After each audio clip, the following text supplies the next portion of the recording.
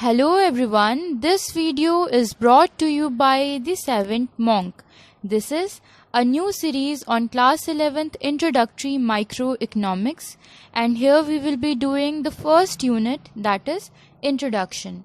As per your syllabus of class 11th, you have to do Statistics for Economics, Introductory Microeconomics and Project Work.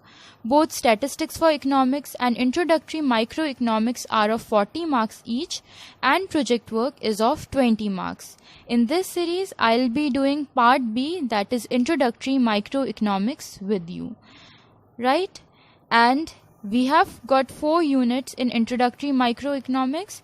In this lecture, we will be doing the first unit, that is Introduction, which is of 4 marks. You can see that as per your syllabus of the first unit, we have to do meaning of microeconomics and macroeconomics, positive and normative economics, what is an economy, central problem of an economy, that is of what, how and for whom to produce, and the concepts of production possibility frontier and opportunity cost. Okay. Now I know that you all are new to the technical concepts of economics. So I'll try to cover each and everything with most example as possible. Right? So let's start with the meaning of economics. You all know that human wants are unlimited.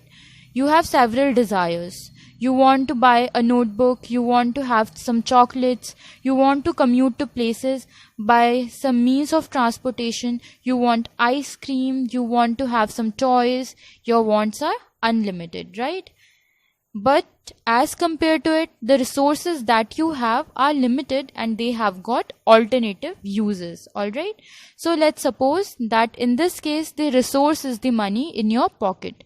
So you have only 50 rupees. Now from this 50 rupees, you cannot have all these things. You have to choose, right? That what is important and what is not that important, right? So here, since you have limited resources, limited money, but your demand are unlimited, so you have to make choice. And this is called economic problem, and this is what economics studies, that how to manage the limited resources in comparison to the unlimited human wants. Alright? So demand, that is human wants, is more than the resources in the economy because resources are limited.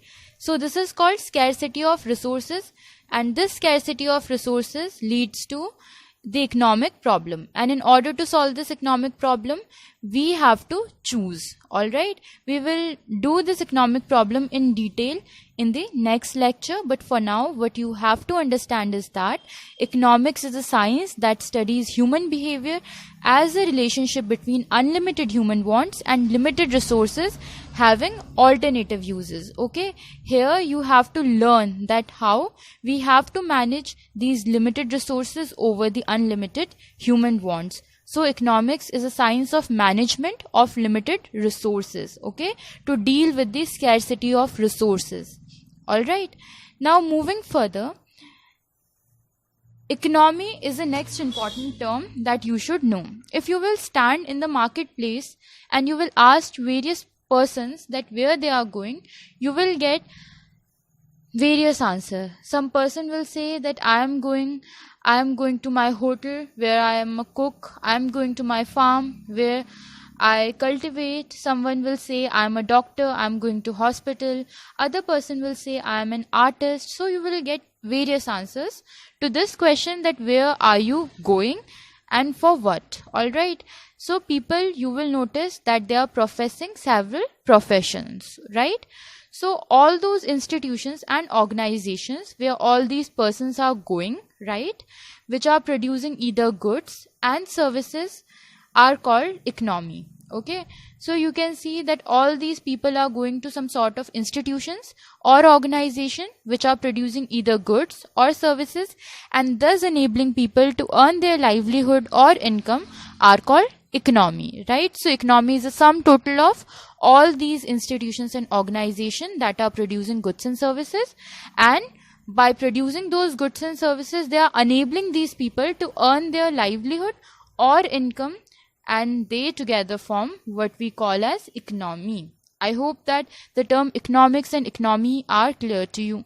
Moving further, economics has got two branches, microeconomics and macroeconomics. See, the name itself tells you what it is. Micro means individual and macro means aggregate. Okay, you can remember it as like this. See, I in micro stands for individual and A in macro stands for aggregate. So if you will remember in this way, you will never forget it. Right? So let's see what is the difference between microeconomics and macroeconomics. See, microeconomics studies the individual unit of an economy like a firm, an industry, etc. On the other hand, macroeconomics deals with the aggregate of the economy such as national income, total employment, general price level, etc. Coming to the objectives, the objective of microeconomics is to study the principles, policies and problems concerning the optimum allocation of resources. On the other hand, the objective of macroeconomics is to study the problems, policies and principles relating to full employment of resources.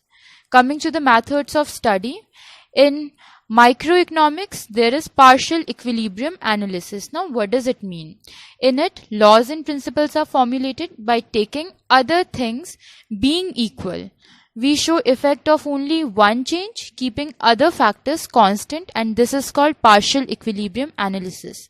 Further, in microeconomics, when you will study various theories, you will notice that there are certain assumptions where we take several things constant, right? So that particular method of study is called partial equilibrium analysis. On the other hand, in macroeconomics, we use general economic analysis. That is, there is mutual interdependence of different economic variables. Example, total income, total consumption, total saving, all are interrelated with one another. For example, if consumption will be reduced, demand will also reduce and income in turn will also reduce. So this is called general economic analysis. Now coming to the paradox, in microeconomics, the decision may not hold true for the whole economy.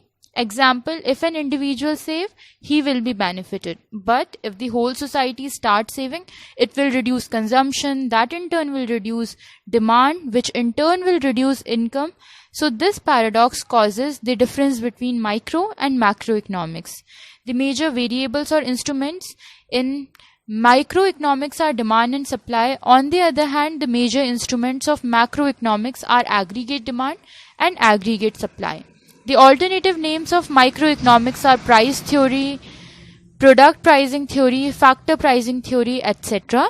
And the aggregate names of macroeconomics are income theory, employment theory, etc.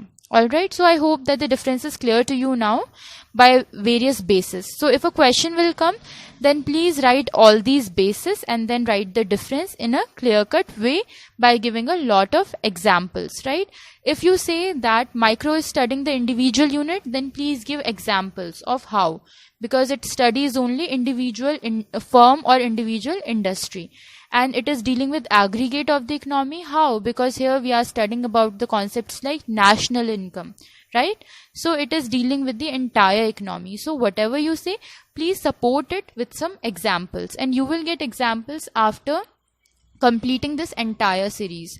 Because when you will be done with this series, you will notice that when I'm saying that the method of study is partial equilibrium analysis, there you will notice by studying various theories that actually microeconomics is using partial equilibrium analysis in order to form various models. Alright, so for now just remember the theoretical part and examples you will get as you will go through the other videos of this series, right?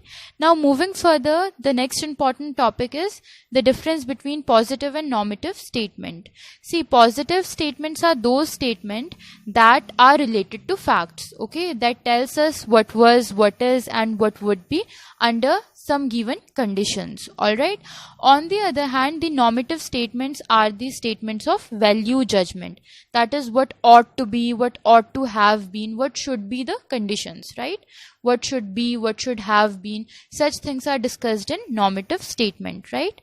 See, positive statements can be empirically verified because they are facts, they are factual information, so they can be verified. On the other hand, normative statement cannot be verified because they are simply value judgment, what you think should be. Alright, that is not fact. And then your positive statements are based on facts. On the other hand, normative statements are based on individual opinion. Positive statements are not suggestive, they are telling you what is, alright. On the other hand, normative statements are suggestive in nature. They are telling you what should be, right? And your positive statements are factual statements. On the other hand, normative statements are ideal or moral statements. For example, if I say that Mr. Narendra Modi is the Prime Minister of India, then here this is a positive information because it is a fact. It is not my opinion, it is a fact, right? You all know. And if I say that one should study in order to become a good person, so this is my personal opinion that by studying you will be a good person. But this opinion can vary from person to person. Other person can say that education does not make it sure that a person will be good or not. We should focus more on behavior, okay, than in education in order to make a person good, right? So normative statement are the opinion, they differ from person to person. On the other hand, positive statement are factual, they won't differ, they will remain same. Okay, if you will ask to any person that who is the Prime Minister of India, whether that person supports Congress or BJP, irrespective of this, they will answer the same thing, that Mr. Narendra Modi. On the other hand, if you will ask for their individual opinion, they may differ. So normative statements may differ, but positive statements will not differ, okay, because these are based on facts and normative statements are based on opinion, okay. So let's do an exercise in order to see whether you got it or not, okay. So India is the second most populous country. Is it a positive statement or normative statement? See, it is telling us about a fact. So wherever this world is, what is right there is told to you, then that will be a positive statement. While telling you the difference, I told you that what was, what is, and what would be. If this thing is given to you, then that will be a positive statement. On the other hand, if words like ought, should, etc. will be used, then that will be a normative statement. The second statement says education opportunities should be expanded to lower the fertility rate.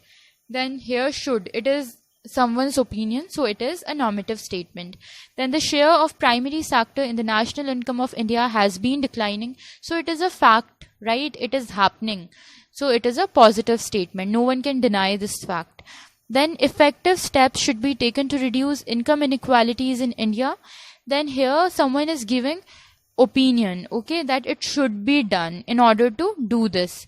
So this is a normative statement. Then Mr. Narendra Modi is the Prime Minister of India. It is a positive statement because it is a fact. Then corrupted people should be punished. Here someone is telling their opinion that what should be done to the corrupted people. So it is a normative statement. So wherever the word like should, ought, these are used, then the statement is normative. On the other hand, wherever there are facts, then that statement will be a positive statement, right? Please remember the classification, the difference between positive and normative statements. This is very important from exam perspective, and also the difference between micro and macroeconomics. This is often asked in the examination, so please remember it, okay? And sometimes even as a 4-marker directly. So in this chapter, this question holds very extreme importance, okay? Please do it very carefully. So now you can see we have done meaning of micro and macroeconomics, right? I told you that micro deals with individual. On the other hand, macro deals with aggregate economy. Then I told you positive and normative economics, that positive economics is about factual data and normative statements are about value judgment, okay? That is a person's own opinion, okay? After that, I told you the meaning of economy, all institutions and organization that produces goods and services and thus enable people to earn their livelihood or income are collectively called an economy. Now we are left with central problem of an economy, of what, how and for whom to produce, and the concepts of production possibility frontier and opportunity cost. I'll do all these concepts with you in the next video. Till then, thanks for watching. Please like, share and subscribe. and please let me know your views about this series in the comment section. Thanks for watching. See you in the next video.